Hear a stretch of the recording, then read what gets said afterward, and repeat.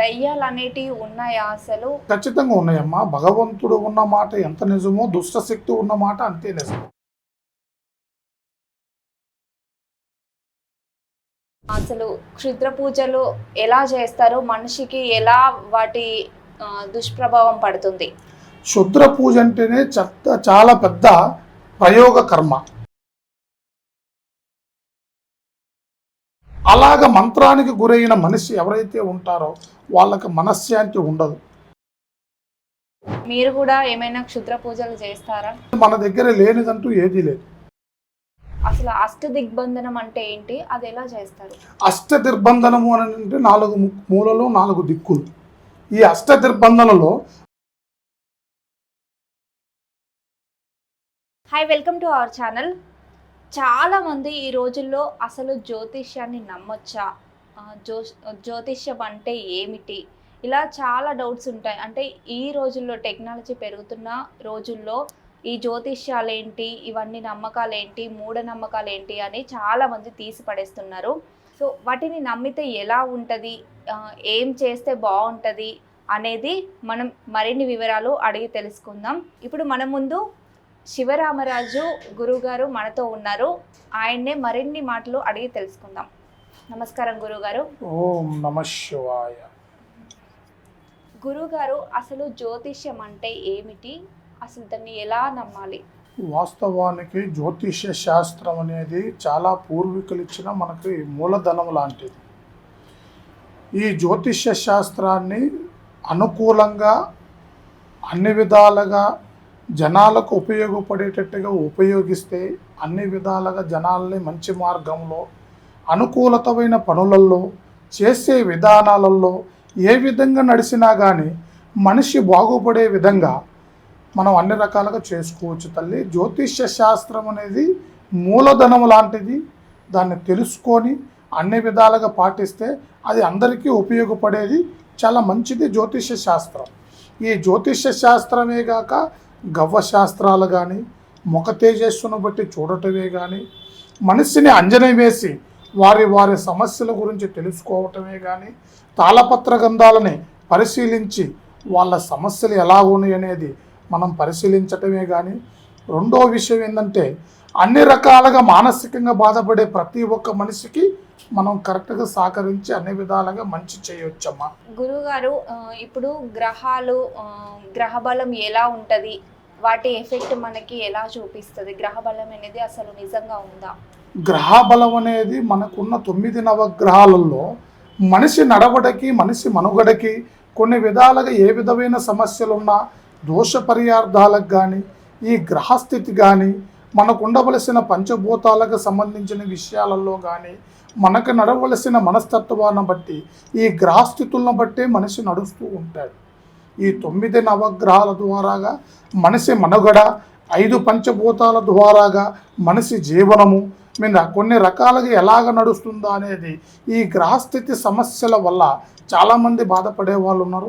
అలాంటి గ్రహ సమస్యల వల్ల మనిషికి కళ్యాణం కాకోకుండా ఇబ్బంది పడేవాళ్ళు, కొన్ని సమస్యలతో శని ప్రభావంతో మనిషి నానా ఇబ్బందులు పడేవాళ్ళు, కొన్ని విధాలుగా ఏది చేసినా కలిసి రాకోకుండా మనుషులు ఇబ్బందికరంగా పాలయ్యే వాళ్ళు కూడా చాలామంది ఉన్నారమ్మా. ఈ గ్రహ ప్రభావం పడ్డ మనిషి ప్రతి మనిషికి మానసికమైన ఒత్తిడికి గురవుతాడు. అలాగ చిన్న సమస్యల వల్ల ఈ గ్రహస్థితులు అనేది రాకోకుండా మనం ముందుగా జాగ్రత్త తీసుకోవాలి. ఆ గ్రహ గడియలు అనేది మనిషిని ఎలా ఒత్తిడి చేయకోకుండా మన జాగ్రత్తలో మనం నడవటం అనేది చాలా మంచిది. అంటే గురువు గారు, గ్రహ స్థితులను మనం మన దగ్గర ఉంచుకోవడానికి ఎలాంటి పూజలు చేయాలి? ఈ గ్రహస్థితులు అనేది మనకు అనుకూలంగా, మనకు నడవడిగా, మనం పుట్టిన గడియను బట్టి, చేసే పనులను బట్టి, మనం నడిచే నడవడిని బట్టి ఈ గ్రహ ప్రభావం పడుతూ ఉంటుంది. ఈ గ్రహ ప్రభావం అనేది మనం పుట్టిన గడియలో ఏ గ్రహ ఏ జ్ఞానంలో ఏ తత్వంలో పుట్టాడు, ఏ గ్రహ గడియలో పుట్టాడు, ఏ నక్షత్రంలో పుట్టాడు, ఆ మనిషిని ముందు పరిశీలించాలి.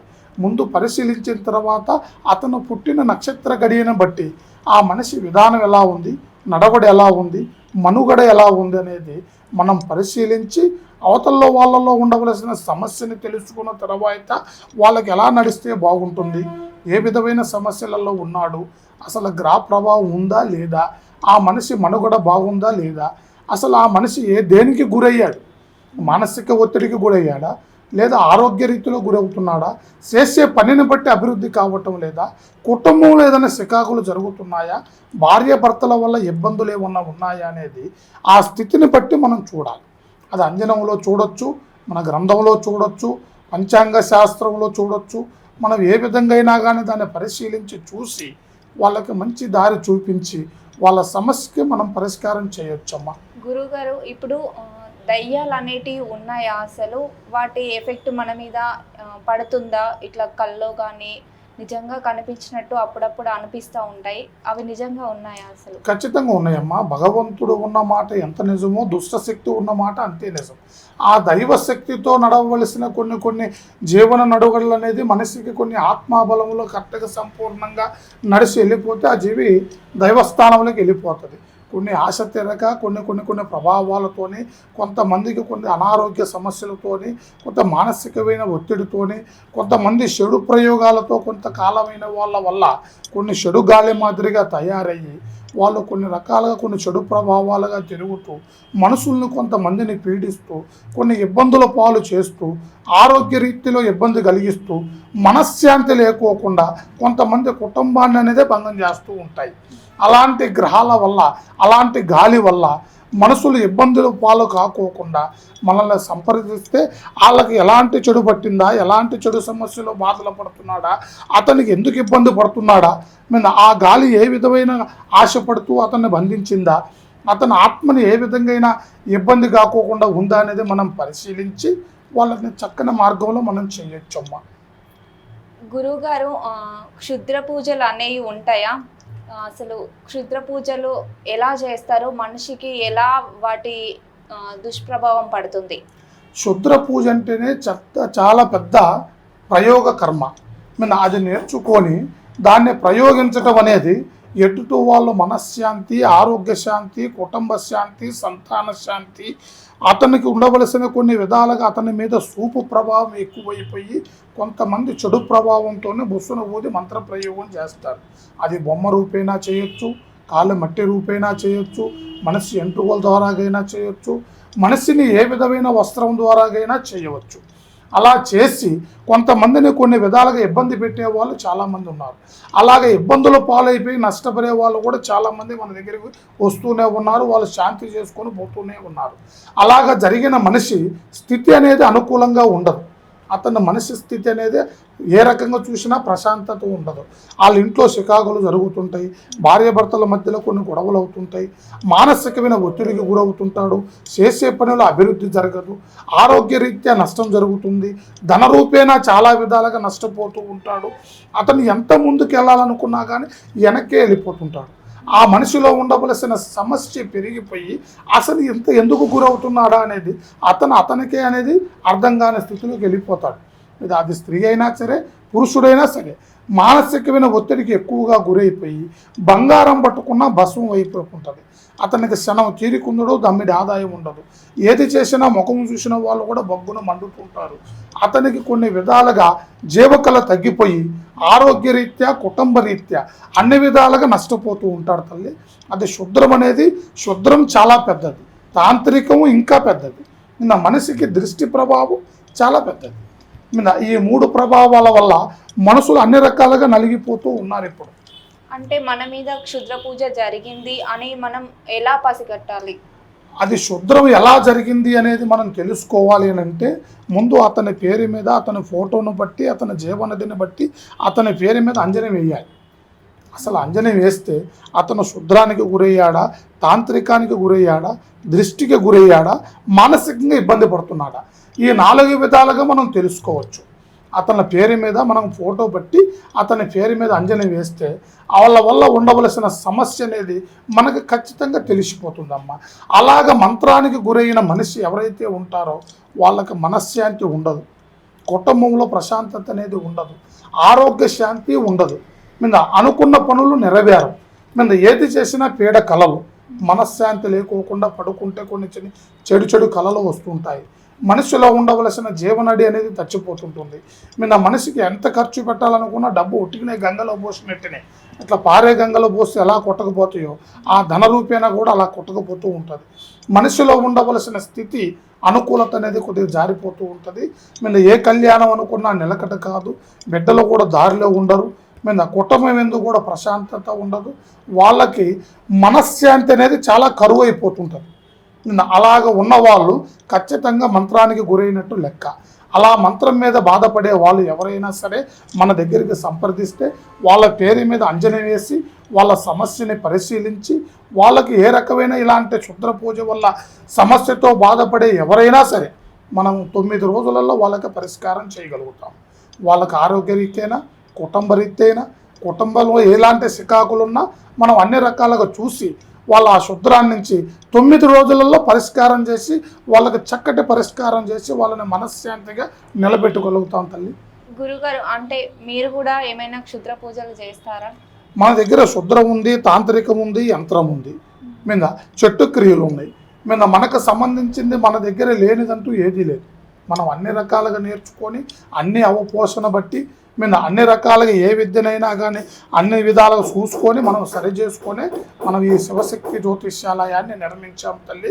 ఏదైనా మంచికే ఉపయోగిస్తాం. మీద ఎవరెవరి పరిస్థితిని బట్టి ఎవరికి ఎలా చేయాలి, ఏ విధంగా ఉపయోగపడితే బాగుంటుంది, వాళ్ళకి మంచి దారిలో ఎలా నడిపిస్తే బాగుంటుంది, వాళ్ళు చేసేది మంచి పనా చెడు పనా, వాళ్ళు నడిసే నడవడిని బట్టి ఆ దైవ అనుగ్రహాన్ని బట్టి వాళ్ళని ఏ రకంగా నడిపిస్తే మంచి జరుగుతుంది అనేది వాళ్ళని పరిశీలించినాకనే మనం చేసే పనిని మంచి దారిలోనే నడిపిస్తూ ఉంటామమ్మా. గురువుగారు, ఇప్పుడు కుజదోషం అంటే చాలా మంది భయపడుతుంటారు. ఈ కుజదోషానికి అసలు పరిష్కారాలు అంటే మొత్తం పరిష్కారం అయ్యే పరిష్కారాలు లేవు అని అంటారు. కుజదోషం ఉన్న వాళ్ళు ఎలాంటి పూజలు కానీ హోమాలు కానీ వ్రతాలు కానీ చేయాలి? వాస్తవానికి కుజదోషం అనేది పుటకతోనే వస్తుంది అమ్మా. ఈ గ్రహస్థితులలో 9 నవగ్రహాలలో కుజుడు మొదటి స్థానం. ఈ కుజుడు అనేది కుజదోషానికి గురైన పురుషుడైనా స్త్రీ అయినా ఈ కుజదోషం వల్ల కళ్యాణంలో సమస్య పడుతుంది, సంతానంలో సమస్య పడుతుంది, మనుషులకి కళ్యాణపరంగా దగ్గరికి వచ్చి ఆగిపోతూ ఉంటాయి. మీద కొంతమందికి కళ్యాణమే ముడిపడకోకుండా అయిపోతుంటుంది. కొంతమందికి ఆ దోష ప్రభావం ఉన్న వాళ్ళకి సంతానం మీద కూడా సమస్య చూపిస్తూ ఉంటుంది. మీద ఆ కుజదోష ప్రభావానికి శాంతి బంధన వాళ్ళ పేరులో నవగ్రహ శాంతి కలిగించి వాళ్ళ కుటుంబంలో అలాంటి సమస్య లేకోకుండా ఆ కుజదోషానికి సంబంధించిన శాంతి ప్రభావితం. అది ఏ స్టేజిలో ఉంది, వాళ్ళ వయసు ఎంత ఉంది, వాళ్ళ వయసును బట్టి వాళ్ళ వయసు బలాన్ని బట్టి వాళ్ళకున్న దోష ప్రభావం అది ఎంత ప్రభావంగా ఉందనేది మనం ముందుగా వాళ్ళని పరిశీలించాలి. ఒక్కొక్కరికి ఒక్కొక్క స్టేజ్లో ఉంటుంది పరిస్థితి. మీద 20 ఏళ్లలో ఉన్న వాళ్ళకి ఒక స్టేజ్లో ఉంటుంది, 25 వరకు ఒక స్టేజ్ ఉంటుంది, 30 వరకు ఒక స్టేజ్ ఉంటుంది, 35 వరకు ఒక స్టేజ్ ఉంటుంది. ఆ దోష శాంతి ఎంతవరకు ఉందా అనేది మనం పరిశీలించిన తర్వాతనే వాళ్ళని మనం మార్గం చేయవచ్చు. అంటే కుజదోషం అనేది ఎలా వస్తుంది మనిషికి? అంటే పూర్వజన్మలో ఏమన్నా చేస్తే వస్తుందా? ఈ జన్మ అది పూర్వజన్మ సుకృతాబంధం కాదు. వాళ్ళు పుట్టిన గడియ, వాళ్ళు ఏ నక్షత్రంలో పుట్టారు, ఏ జాతక టైంలో పుట్టారు, వాళ్ళకి ఏ రాశి ఫలం కలిసి వస్తుంది, వాళ్ళ పుట్టిన గడియను బట్టి నడిసే నడవడి వాళ్ళ జన్మించిన టయాన్ని బట్టి వచ్చేదే కుజదోష ప్రభావం. అర్థమైందా తల్లి? వాళ్ళకి వచ్చిన పుట్టక టయాన్ని బట్టి వచ్చేదే కుజదోషం. ఇప్పుడు భార్యాభర్తల మధ్య సమస్యలు, చాలా సమస్యలు చూస్తున్నాం ఈ రోజుల్లో. అవును తల్లి. అంటే వాళ్ళిద్దరి మధ్య సమస్యల్ని మీరు ఎలా పరిష్కరిస్తారు? భార్యాభర్తల మధ్యలో వచ్చే చిన్న చిన్న సమస్యలకి మనం పరిష్కారం మామూలుగానే చెప్తాం తల్లి. వాళ్ళకి చెడు సమస్యకి గురైపోయి వాళ్ళ భార్యాభర్తల మధ్యలో మనశ్శాంతి లేకోకుండా, ఆరోగ్య శాంతి లేకోకుండా, ధన నష్టం జరుగుతూ వాళ్ళ కుటుంబంలో మనశ్శాంతికి గురైన వాళ్ళు చాలామంది ఉన్నారు. ఇట్లా భార్యాభర్తలు ఇట్లా చికాకులు పెట్టుకొని తెగిపోయేదాకా వచ్చిన వాళ్ళు కూడా చాలామంది ఉన్నారు. అలాంటి వాళ్ళకి ఏ విధమైన సమస్యలో కూరుకుపోయి ఉన్నారు, వాళ్ళకి ఏ నష్టం జరుగుతుంది, అసలు భార్యాభర్తల మధ్యలో ఎందుకు సమస్య జరుగుతుందో వాళ్ళని మేము పరిశీలించాలి. వాళ్ళు ఎంతవరకు ఇబ్బందికి గురవ్వారు అనేది మనం తెలుసుకోవాలి. వాళ్ళ గ్రహస్థితికి గురయ్యారా, మంత్రానికి గురయ్యారా, శాతపడికి గురయ్యారా, తంత్రానికి గురయ్యారా, యంత్ర సమస్య వల్ల గురయ్యారా, లేదా ఒక గాలి సమస్య వల్ల ప్రభావంలో ఉన్నారా అనేది మనం ముందుగా తెలుసుకోవాలి. వాళ్ళ సమస్యను తెలుసుకొని వాళ్ళకి ఎలాంటి ఇబ్బంది లేకోకుండా ఆ భార్యాభర్తల వల్ల బాధలు పడే వాళ్ళు ప్రతి ఒక్కరూ ఎవరైతే ఉన్నారో మమ్మల్ని సంప్రదిస్తే ఆ సమస్య తెగేదాకా మేము చేయకుండా భార్య మాట భర్త వినేటట్టుగా, భర్త మాట భార్య వినేటట్టుగా, వీళ్ళ అన్యోన్యత అనుకూలతగా ఉండేటట్టుగా మనం వాళ్ళని అనుకూలత దిశలో నడిపించి వాళ్ళకి మనశ్శాంతి, గృహశాంతి, ధనశాంతి కలిగేటట్టుగా అనుకున్న అన్ని విధాలుగా అనుకూలమైన పరిస్థితులలో చేసి వాళ్ళకి కట్టడి చేసి ముడివేసి వాళ్ళని మంత్రబంధంలో పెట్టి వాళ్ళ కుటుంబం బాగుండే విధంగా మేము సరిచేస్తాం తల్లి. గురుగారు, ఇప్పుడు చాలా మంది ఇళ్లలో మా ఇంట్లో డబ్బులు మిగలట్లేదు, మేము ఎంత సంపాదించినా ఇంట్లో ఖర్చులు అసలు తెలియకుండానే అయిపోతున్నాయి అని చాలా మంది బాధపడుతుంటారు. వీటికి పరిష్కారం ఏంటి? అసలు ఆ డబ్బు ఎందుకు నిలవదా ఇండ్లలో? మనిషికి డబ్బు అనేది ధనశాంతి లేక, మనిషిలో వశీకరణ ప్రభావం లేక, జన ఆకర్షణ తగ్గిపోయి ఇలాగా కుటుంబంలో ఉండవలసిన స్థితిగతులు బాగున్నా కొంతమంది నష్టపోతున్నారు. వాళ్ళ కుటుంబంలో అనేది డబ్బు ఎందువల్ల చేజారిపోతుందో వాళ్ళకే తెలియని పరిస్థితి. అది ధనలక్ష్మి శాంతి లేదు. వాళ్ళ కుటుంబ పరంగా ధనశాంతి, కుటుంబ శాంతి, దృష్టి ప్రభావం ఎక్కువైపోయి నరకన్ను పడితే నల్లరాయి కూడా బద్దలవుతుంది అన్నట్టు వాళ్ళ మీద చెడు చూపు పడిపోయి వాళ్ళకి ధనం అనేది నిలబడదు. అంటే వాళ్ళకి పరిష్కారం ఏంటి? వాళ్ళకి పరిష్కారం ఏ విధంగా చేయాలి అంటే అలాంటి ధనశాంతి లేని వాళ్ళు ఎవరైతే ఉంటారో వాళ్ళ కుటుంబంలో మానసికానికి ఎవరైతే గురై ఉంటారో వాళ్ళకి ధనశాంతి కలిగేటట్టు, కుటుంబ శాంతి కలిగేటట్టు మనల్ని సంప్రదిస్తే అష్టలక్ష్మి బంధన చేసి వాళ్ళ కుటుంబంలో వశీకరణ నిలబెట్టి వాళ్ళకి జనాకర్షణ కలిగే విధంగా వాళ్ళు చేసే పని అభివృద్ధి అయ్యేటట్టు. పనిని అభివృద్ధి అయితే కదా తల్లి లక్ష్మి వచ్చేది. కష్టం అభివృద్ధి కాకపోతే లక్ష్మి రాదు కదా. కుటుంబంలో శాంతిగా ఉండాలి, ధన నష్టం జరగకోకుండా ఆరోగ్యాలు బాగుండాలి, కుటుంబ స్థితి బాగుండాలి. వాళ్ళ స్థితిగతులు అనుకూలంగా ఉంటేనే సంపాదించే లక్ష్మిలో 10 రూపాయలు మిలుగుబాటు చేసుకోగలుగుతారు. అలాగా కొంతమందికి శాంతి లేక చెడు ప్రభావాలకు గురైపోయి మానసికానికి ఒత్తిడైపోయి కొన్ని చెడు అలవాట్లకు కూడా కొంత బానిసలైపోయి ఆ కుటుంబం అనేది ప్రశాంతత లేకోకుండా అయిపోతుంటుంది. అదే ధనశాంతి లేని ప్రాధ. అలాంటి బాధకు గురయ్యే వాళ్ళు ఎవరైతే ఉంటారో వాళ్ళు మనల్ని సంప్రదిస్తే వారి సమస్యల్ని పరిశీలించి వాళ్ళ కుటుంబంలో ఉండవలసిన బాధల అన్నిటినీ సమూలంగా తీసేసి వాళ్ళకు ధనశాంతి కలిగేటట్టు అష్టలక్ష్మి బంధన చేసి వాళ్ళకు అనుకూలమైన దిశలో వాళ్ళను నడిపిస్తామమ్మా. గురువు గారు, ఇప్పుడు అష్ట దిగ్బంధనం చేశారు మమ్మల్ని అని చాలా మంది అంటుంటారు. అసలు అష్ట దిగ్బంధనం అంటే ఏంటి? అది ఎలా చేస్తారు? అష్ట దిగ్బంధనము అని అంటే 4 మూలలు 4 దిక్కులు. ఈ అష్ట దిగ్బంధనలో మనిషిని ఉట్టిగానే అలాగ కూర్చోపెట్టచ్చు. ఆ మనసులు అనేది మనశ్శాంతి లేకుండా గురవుతారు. అలాగ సమస్యతో అష్ట బంధన చేసిన వాళ్ళని మనం ఇరుగుడు చేయొచ్చు. వాళ్ళలో ఉండవలసిందంటే జనాలకి వశపడిపోయి ఉంటారు. అష్టదిర్బంధన, వశీకరణ, శాతబడి, శుద్రం, తాంత్రికం, మంత్రం, ఇలాగా కొంతమంది ఇలాంటి బాధలతో ఎవరైతే మనసులో నానా విధాలుగా బాధపడుతూ ఉంటారో ఈ అష్టదిర్బంధన ప్రభావాన్ని కూడా మనం ఎడదీస్తాము.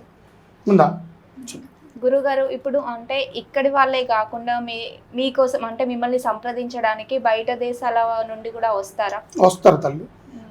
ఎక్కడెక్కడి నుంచో ఫోన్ చేస్తూ ఉంటారు, ఎక్కడెక్కడి నుంచో వస్తూ ఉంటారు. వాళ్ళ సమస్యలు ఇక్కడికి రాకపోయినా వాళ్ళు ఏ రకమైన ఇబ్బందులు గురవుతున్నా మనల్ని ఫోన్ చేసి వాళ్ళ ఫోటో, పేరు, ఇంటి పేరు, వాళ్ళ పుట్టిన గడియ మనకు పంపిస్తే వాళ్ళు ఏ సమస్యలో ఉన్నారు, ఏ బాధలో ఉన్నారు, వాళ్ళు ఏ విధమైన కష్టానికి గురవుతున్నారు అనేది మనం పరిశీలించి వాళ్ళ ఫోటోను బట్టి మేము అంజని వేస్తాం. రాగి ఆకు మీద కానీ, తమలపాకు మీద కానీ, భూగర్భ అంజనము కానీ ఇలాంటి అంజనాలు మేము వేసి వారి సమస్యల్ని పరిశీలించి అసలు ఏ సమస్యకు గురవుతున్నారో వాళ్ళు చెప్పకపోయినా మేమే అన్ని విధాలుగా వాళ్ళ సమస్యని కనుక్కొని నువ్వు ఈ సమస్యకు గురవుతున్నావు అనేది మేము చూసి వాళ్ళకి పూర్తి పరిష్కారం చేసి వాళ్ళ సమస్యకి ఖచ్చితమైన పరిష్కారం మేము చెప్పగలుగుతామమ్మా. గురుగారు, ఇప్పుడు అంటే లైవ్లో నా జ్యోతిష్యం చూసి చెప్తారా? నీ జాతక బలము, నీ నక్షత్ర బలము, నీ ముఖ తేజస్సును బట్టి చూస్తే తల్లి, నీ జాతక రీత్యా అన్ని విధాలుగా అనుకూలమైన దిశలోనే నడుస్తుంది ఇప్పుడు నక్షత్రం. కానీ ఎదుగుదల లేదు. ఎదుగుదల అనేది లేకోకుండా కొన్ని విధాలుగా నువ్వు ఏమనుకున్నా కానీ కొన్ని పనులు అవ్వటం లేదు. అనుకున్నది ఒకటైతే జరిగేది ఒకటవుతుంది. కానీ ఈ మధ్యలో నీకు అనుకూలమైన దిశ నడుస్తుంది. ఇప్పుడు ఈ ఆషాఢ వెళ్ళిపోయి శ్రావణ మాసం గడియలలో నీకు లక్ష్మీ గడియలు కొన్ని ఎదురవుతున్నాయి. నువ్వు చేసే పనిలో కొంత అభివృద్ధి అవుతావు. కానీ నువ్వు అనుకున్న దిశలో ఎలాంటి దోషము, ఎలాంటి ఇబ్బంది అనేది ఏమీ లేదు. దోష సమస్యతో కుదురుపడిన బాధలు ఏమీ లేవు. నీ నామకార్థాన్ని బట్టి, నీ జీవిత చక్రాన్ని బట్టి చూస్తే అమ్మ, ఇప్పుడు నీకు మంచి జరిగే అవకాశాలు కొన్ని ఉన్నాయి. అనుకూలమైన దిశలో నువ్వు కొంత నడుస్తావు. నీ కుటుంబంలో అనేది కొన్ని ఇబ్బందులు ఉన్నా కానీ అవి తొలగిపోయే అవకాశం వచ్చేసింది. ఇంతకుముందు పడ్డ బాధలు నువ్వు ఇప్పుడు పడే అవకాశం లేదు. శ్రావణం నుంచి నీ మీద ఉన్న శని కూడా తొలగిపోతుంది. ఈ శ్రావణ మాసం వచ్చే శ్రావణ మాసం నుంచి నీలో ఉండవలసిన శని దోషాలు తొలగిపోయి మంచి గడియలు ఏర్పడే అవకాశం కనబడుతుంది. అర్థమైందా తల్లి? ఇప్పుడు నీకు ప్రస్తుతానికి జాతక రీత్యా బాగానే ఉంది. నీకు కుదురుపడే అవకాశాలే ఉన్నాయి. గురువుగారు, ఇప్పుడు జ్యోతిషం అని చెప్పేసి చాలా మంది మోసం చేస్తూ ఉంటారు ప్రజల్ని. వాళ్ళకి మీరిచ్చే సమాధానం ఏంటి? వాస్తవానికైతే తల్లి, జ్యోతిష్య శాస్త్రాన్ని సక్రమంగా నడిపిస్తే అది మూలధనము లాంటిది. సల్మార్గంగా నడిపిస్తేనేమో అన్ని విధాలుగా బాగానే ఉంటుంది. దుర్మార్గంగా నడిపిస్తేనేమో ఏ నష్టానికి జరిగేది ఆ నష్టానికే జరుగుతుంటుంది. చెట్టు పేరు చెప్పుకొని కాయలు అమ్ముకున్న వాళ్ళు ఎంతోమంది ఉన్నారు. కానీ ఏదైనా కానీ జ్యోతిష్య శాస్త్రాన్ని అవపోషణ బట్టి నడవడి చేసి వారి వారి కుటుంబాలను సక్రమమైన మార్గంలో చేస్తే 10 మంది మనసులో మంచితనంగా నిలబడిపోతాము.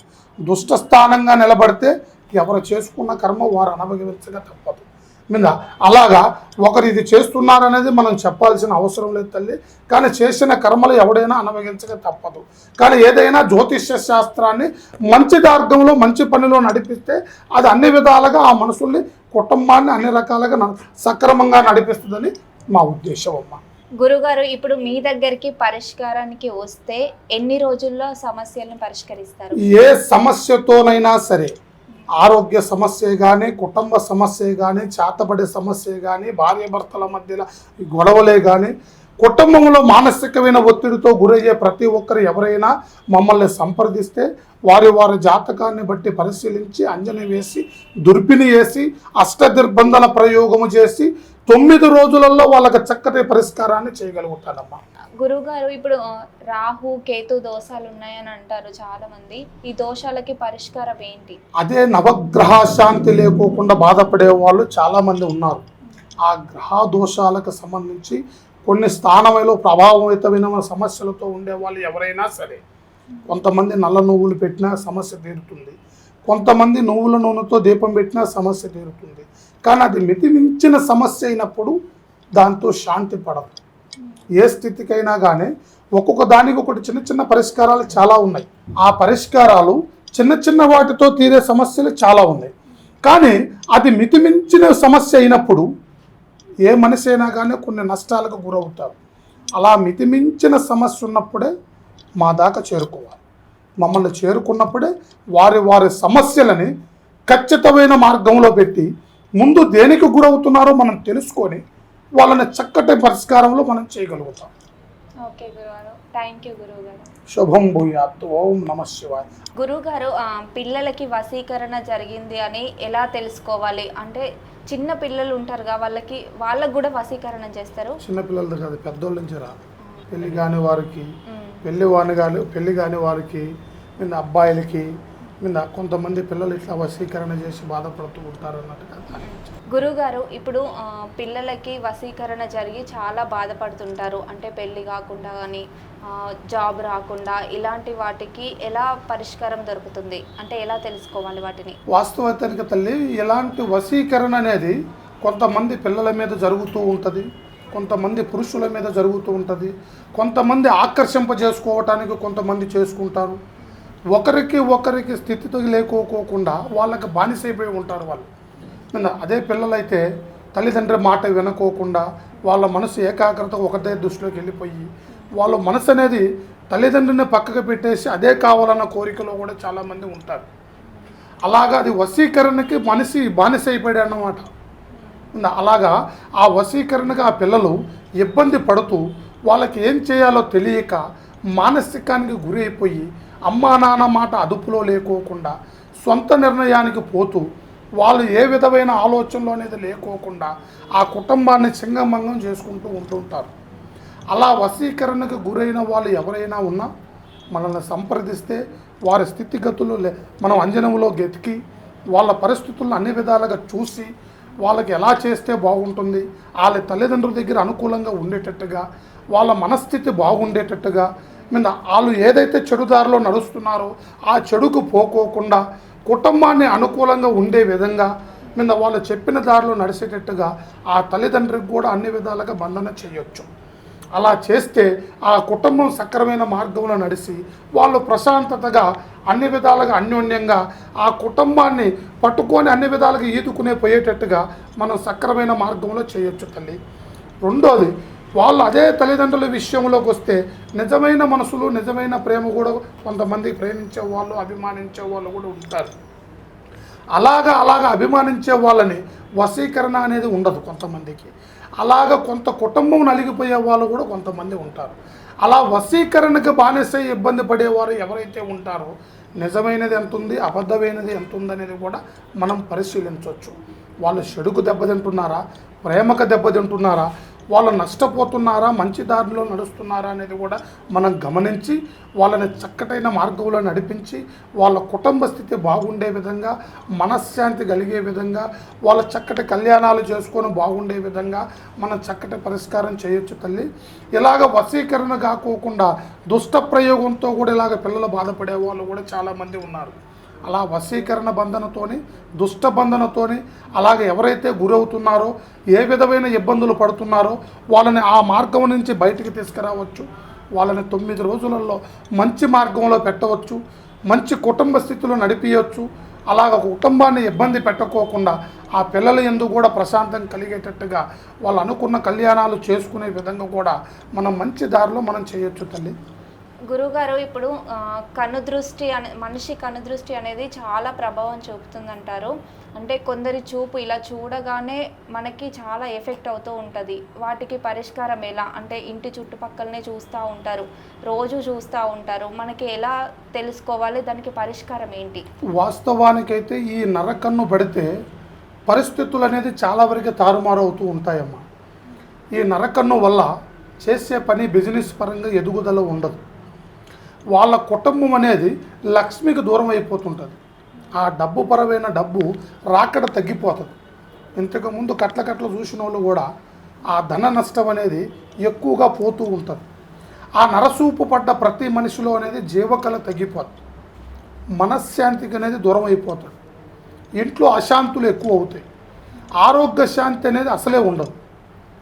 ఎంత చేసినా కానీ మనిషి ఎదుగుదల మనుగడ అనేది చాలా తగ్గిపోతుంది. అలాంటి నరసూపు పడి చాలామంది ఇబ్బందులు పాలయ్యే వాళ్ళు కూడా చాలామంది ఉన్నారు.